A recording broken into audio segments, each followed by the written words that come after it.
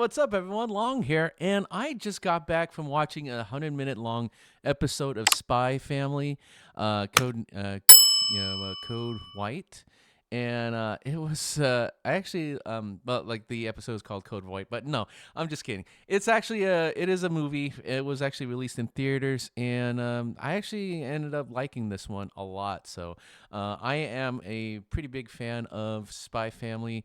I haven't had a chance to read the manga, but I very much loved basically every episode of of the show, and I've watched the entire series in Japanese, and I've watched some episodes in English. So I think like the voice acting is done really well, but in the case of like Code White, it was actually like subtitled in English, but dubbed in Japanese.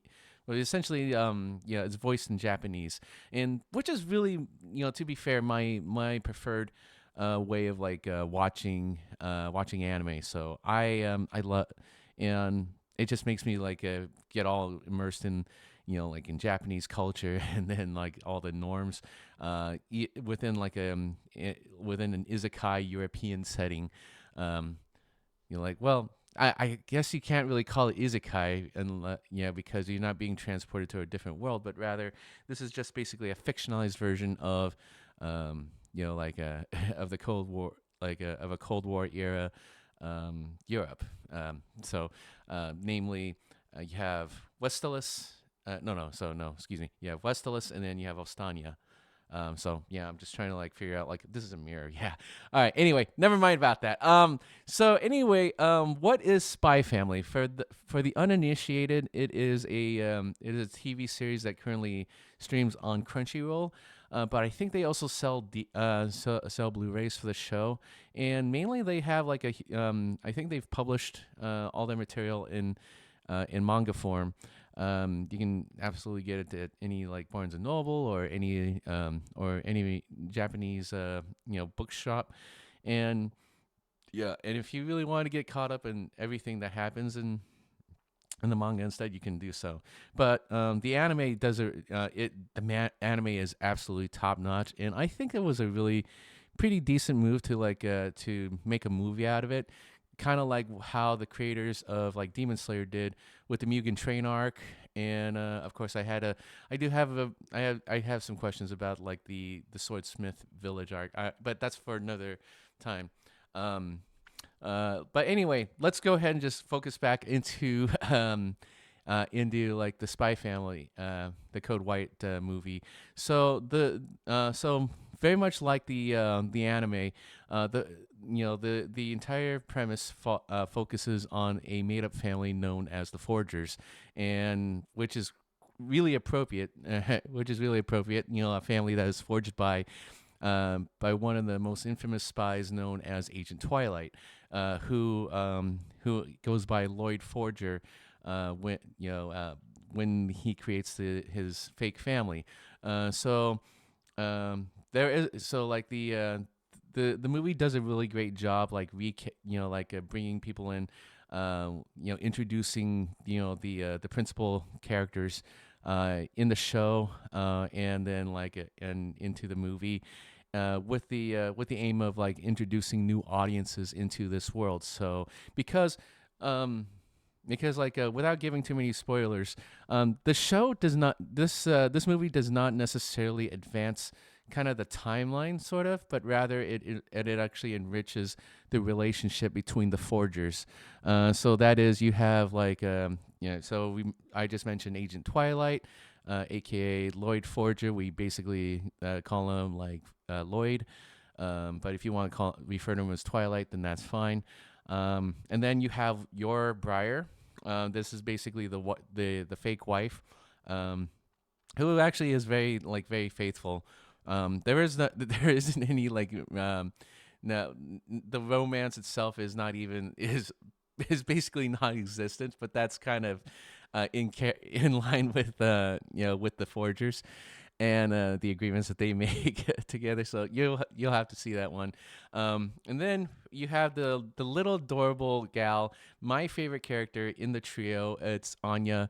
So she is this cute, adorable like young gal. I think I'm trying to remember if she's 6, but she essentially is like she is like essentially like who ends up like forming the glue between well, essentially like she no anyway like well yeah, so she is essentially like the second um member of the Forger family, and then eventually Yor gets introduced. Really need to go see the first episode of Spy Family, but here in the movie they introduce Lloyd, then Yor, and then Anya. So and these three like end up having the time of their lives, taking on another adventure, and and they're just go about like the quest of like trying to complete their mission like within the academy that Anya gets enrolled in. So yeah, and that's essentially this is essentially the setting for the movie, for this particular movie as well. So in this movie, like Anya gets a big assignment, which is to appease. Which is to appease like a high-ranking member of the government who is going to be visiting her academy, and then whoever and essentially like the challenge is basically a cooking contest, and so like in order to and the entire goal of these kids enrolled in this academy is to obtain what's called like stellas. So essentially like little gold stars. Literally, that's what they are. And they have to gain enough so that they can be inducted into a society where they eventually get to interact with high-ranking members of society, and eventually like many powerful members of the government, including one particular figure that Lloyd is trying to reach in order to complete his mission. So and achieve world peace, which is like the huge motivating factor for this entire series. Now, going back to the cooking contest, Lloyd actually suggests like they go on a trip to learn about a recipe that he believes will end up winning the favor of the one who's judging the contest. So they go off on this adventure, and then like a lot of hijinks happen, and then yeah, including one that involves like a major conspiracy that threatens like the stability of Westeros. Westeros and Ostania, and it's the two competing like countries who are currently at a cold war, and they're basically at an impasse. And but this conspiracy could heat up that war pretty that cold war really fast. So so essentially like they go off on many adventures. Many like characters like are introduced from the TV series that not only like offers that only like delivers in fan service to like many faithful fans of the show, but also like like there's hits and misses about how the characters are introduced. But overall, I think the show does a really great job introducing them briefly. Like some have a little bit more screen time than others, and and and like and, yeah, and like for the most part, they do leave a pretty decent impression.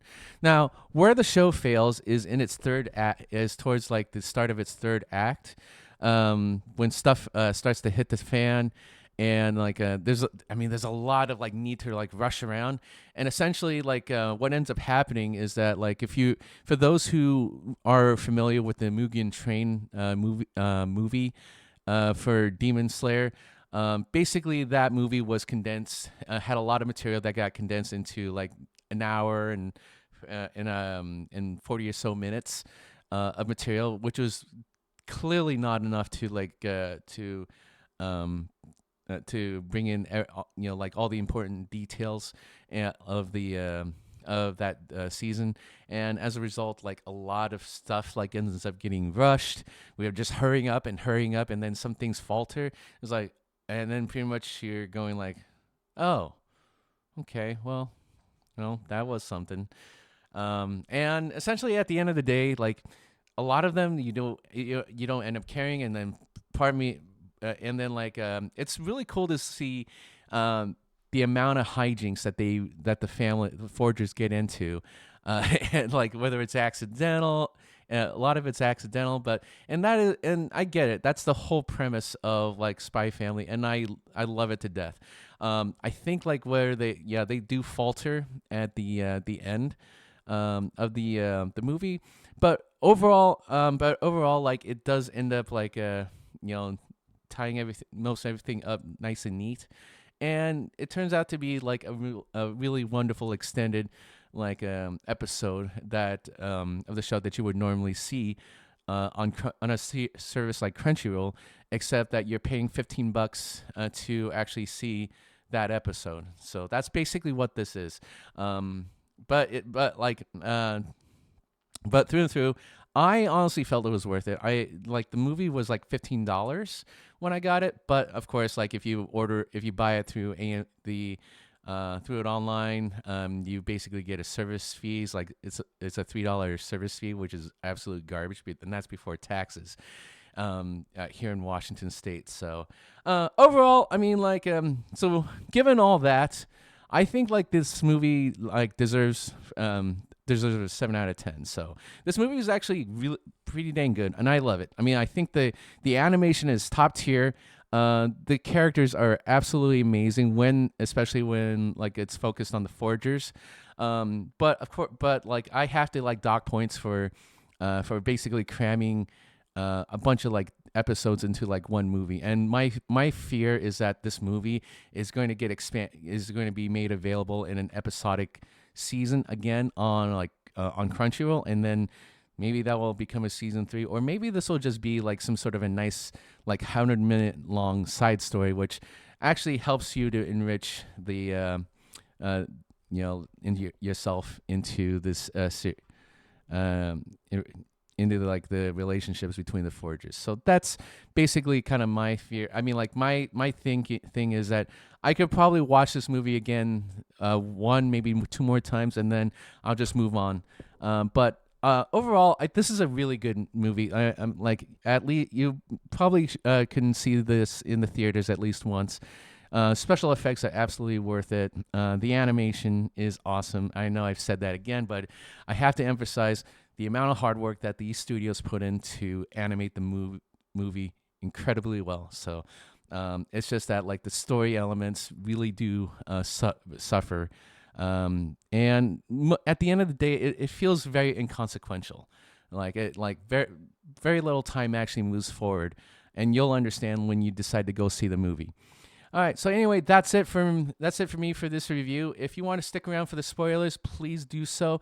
Otherwise, if you enjoyed the video, please do give it a like, and then let me know in comments what you enjoyed or didn't enjoy about the video. And if you want to see more content like this, please do consider subscribing to my channel and hit the notification bell. Thank you very much. English. All right. Cool. So now let's go ahead into spoilers. So basically, the dessert in question, so in sequential order. So there's like the introductions, which is really awesome. Is like brief, nice touches of like what we're gonna get, what we're gonna like get into with this movie, this is how they set expectations. This is how they set the table, and this is how they introduce new people into the into the series. So that's really what this movie like serves to do. It actually serves to like bring in new audiences, but then they have this really nice like movie for people to watch. Because that's how it felt to me. Because of the number of like introductions that had to be made, and the amount of emphasis needed on it. So, um, what is the dessert in question here? The dessert is actually based on Lloyd's research, is called the mere mere. It's basically a cake. It basically looks like a fruit cake that you normally serve in Christmas. So and it comes with and it's made from a bunch of different ingredients, which we learn about later. So there's like an orange syrup, a cherry liqueur, and then you have there's also nuts involved, some kind of sunflowers and such. And so so these and these ingredients will come into play a little later, because they actually had a chance to try out the mere mere, on their first visit to the restaurant that is very well known for serving this kind of dessert. Except that they run into this they run into a military officer known as Colonel Snidel. So he is essentially I believe that he serves Ostania. Yeah, I think he serves Ostania. Because there's a lot of, because you see the Ostania intelligence referencing the colonel, and so he's the one that ends up eating this mere mere after winning a contest against a tasting contest against Lloyd. And in this contest, both men had to try out different desserts from this restaurant, and then whoever was most accurate about the ingredients wins. And then the colonel actually ends up winning, because not only did he guess the ingredients right, but he also knew the precise measurements needed to make those specific desserts. So unfortunately, they lost the opportunity to make the mere mere. The chef is unable to get ingredients until after the weekend, and so Lloyd offers to on behalf of the family to procure those ingredients so that he can make the mere mere, and then they can try it out so that they can learn that recipe. So there's that. Now, so going a little bit backwards, is essentially the conspiracy, which turns out to be a piece of chocolate that has been transported in a locked little Julie appears to be a small treasure box. And so the two henchmen who were assigned to escort this box to the colonel ends up they end up forgetting a key in the bathroom, and Anya ends up finding it. So essentially Anya ends up having happens to lay her eyes on this box, and being the cute and adorable little girl that she is, basically reminds me of one of my favorite nieces from some time ago. She's she's grown up now. She ends up she's so dang curious that she takes the key, and then she ends up excuse me, by the way. So she ends up being the cute and adorable girl that she is, and very curious, she ends up taking the key, and basically ends up she's about to open it up recklessly, until she stops herself, because I think it was Bond who Bond who basically shoots a glance at her, and through nonverbal communication, tells her not to open things that don't belong to you, or at least that's what Anya gets from that. So that's what I last remembered. And then Anya ultimately convinces herself to open the box to basically save the world from what she calls the chocolate thieves. So essentially she overhears that they stole chocolate, and this chocolate, which we find out later, turns out to contain a very important piece of information that could heat up the Cold War. So Anya basically like tries to put the chocolate back, and then like before she gets caught, and then she ends up eating the chocolate, but like uh and then she does have like she is caught briefly by these two henchmen, and then only to be saved by Yor. And it's so funny. Like it is a running gag where they always get out of sticky situations in the most unexpected ways. It's so fun, and I absolutely love like all the little like moments that make it like Spy Family. So that was like one of many moments here. So, and it's like, yeah, I mean, like you brush off this scene for a bit. And and then until later on, you realize that this is actually a little bit bigger than what what was expected. So, um, okay, so let's say, so focusing more on the plot. What ends up happening um, is that eventually they go, like the foragers end up trying to like locate the ingredients for the Mere Mere because they couldn't get it because the colonel ended up eating the Mere Mere. And then uh, and then like the and then like once so like during the day they find out that they're short of one ingredient. So Lloyd ends up trying to like locate it on his own while he sends Yor and Anya and Bond back to the hotel. And then so essentially like they get into some family drama stuff, which I think like kind of a little bit heartbreaking to watch, because you really do, like if you get invested enough in this family, you really want the family to to stay together and just be eventually become a real family. That's how I felt, because I think they do really work together, like even if they were just simply like forged together under like one purpose, and under many false pretenses, which is so freaking hilarious. I love how they kind of like handle everything. It's convenient, yes, but it is also a rated. It would be like a rated T for teens, like family anime, but all with the fact that like they do use the they do say the S word a lot for poop or crap. And even Anya, and Anya is a kind of a, she's not exactly a sailor, but she does use the words the word a couple of times, and I find the whole thing to be hilarious. So all right, so this is the part like where, and so I'm gonna go ahead and go into like into like the third act, which I think which will basically explain why I docked points.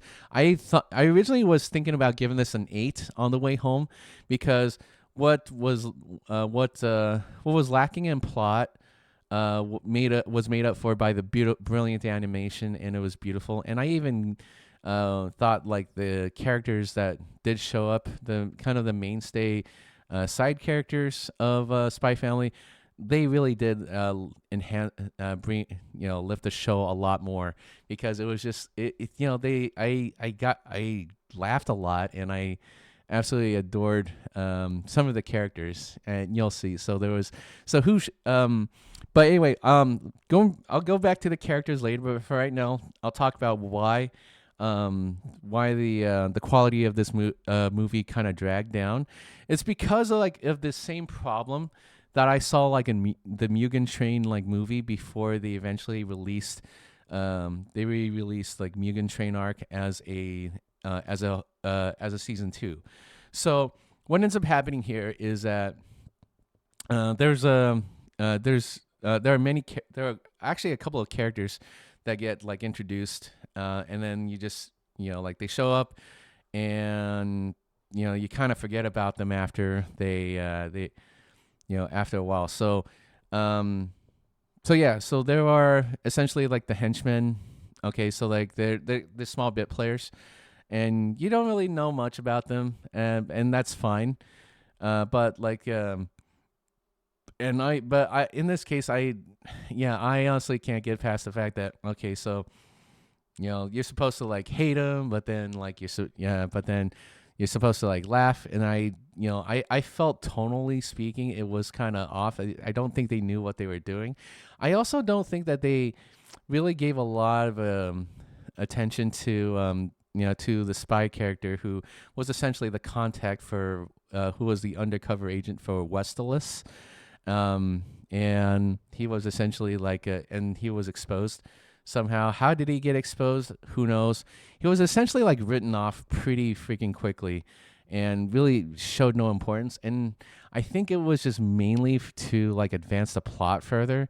But otherwise it felt more like more of like a plot device than. So honestly, like I really don't know how to feel, and I was supposed to be okay with it, but then I'm not. And then there was also like the secondary antagonist, which was this Type F like henchman who was just mostly machine, but essentially like otherwise was only human in the mind. And but the rest of the bot, yeah. So essentially, like some kind of a new technology that was developed by this colonel's, like sect or army or what, some sort of a force that he formed to start the war. And I wasn't really quite sure like how everything was supposed to tie together. And I think that like the Type F was just like kind of briefly mentioned, really did not have any much of an introduction. So I mean, like he looked cool. I mean, he had a lot of like he could basically fire off a Gatling gun from his body, and that's cool. But other than that, like he was just basically a disposable villain that we didn't know about, and he barely got like, I don't know, maybe 5 minutes of screen time.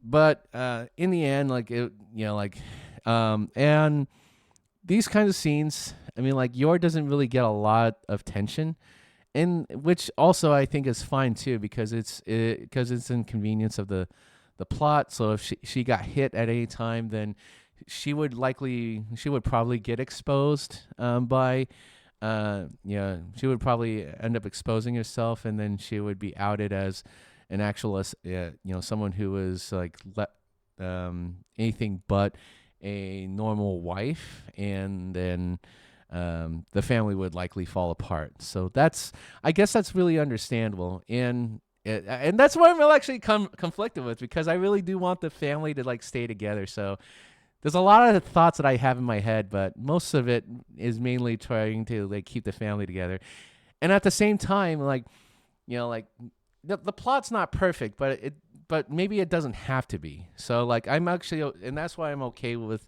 more than okay with like following on with a 7 out of 10 story, because I do, because like at the end of the day, I do love the Forgers a lot. I think they are an absolutely wonderful family. I think this family functions much better than most families that you hear about today. I'm sorry to say, but that is honestly how I feel. Yeah, and this is the kind of family I hope that at the end of the series, this family become realized, and then like Lloyd and Yor end up realizing that they really are meant to be, at the very least, a good like husband and wife unit, along with Anya as their daughter. So not organic necessarily, but adopted. So, and I hope that actually becomes permanent. But yeah, anyway, that's so that's going to. Oh no. So let's go ahead and talk about the characters now. I was about to finish, but then I just thought about the characters. So, let's talk about the characters. So who shows up in the who shows up here? So there's Frankie, who I think is absolutely hilarious. He is he's essentially an information broker, who passes along like information, crucial information to Lloyd, for a price. But somehow like Lloyd manages to get him to do favors.